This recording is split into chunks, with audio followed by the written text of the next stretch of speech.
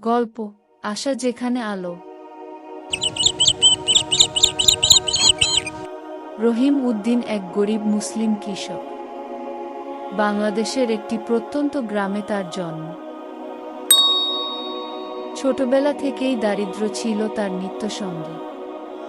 বাবা একজন দিনমজুর ছিলেন আর মা গৃহিণী। স্কুলে যাওয়ার খুব ইচ্ছা থাকলেও পেটের দায়ে ছাগল চড়াতে হতো ছোট বয়সেই। তবুও সে মাঝে মাঝে গ্রামের প্রাইমারি স্কুলের জানালার বাইরে দাঁড়িয়ে শিক্ষকের কথা শুনত। শব্দগুলো তার কানে সুরের মতো বাজত। ক্লাসে না বসেও সে অক্ষর চিনতে শিখে যায়।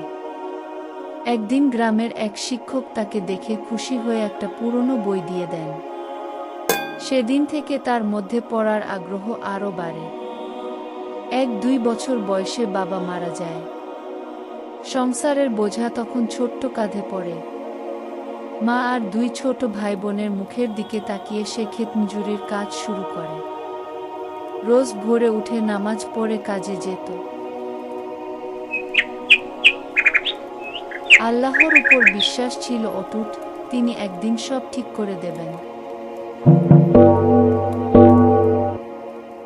বয়স যখন 20 তখন গ্রামে একটি এনজিও আসে। তারা গরিব ছেলে মেয়েদের জন্য পাত্র গঠন ও প্রশিক্ষণের ব্যবস্থা করে। রহিমও সেখানে ভর্তি হয়। সে হাঁস মুরগি পালনের প্রশিক্ষণ নেয়। ধীরে ধীরে সে একটি ক্ষুদ্র লোন নিয়ে কয়েকটা মুরগি কিনে পালন শুরু করে। শুরুটা কঠিন ছিল। মুরগি মারা যেত, খাবারের দাম বাড়ত। কিন্তু সে হার মানেনি। প্রতিদিন সকালে আল্লাহর নামে কাজ শুরু করত, সন্ধ্যায় 2 রাকাত নফল নামাজ পড়ে তার কাছে সাহায্য চাইত। 3 বছর পর রহিমের ছোট্ট ফার্মটি দাঁড়িয়ে যায়।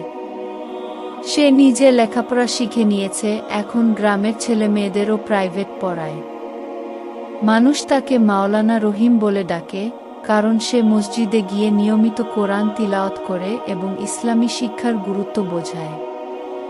রহিম জানে গরিবই পাপ নয়, কিন্তু অশিক্ষা আর হতাশা মানুষকে অন্ধ করে তোলে।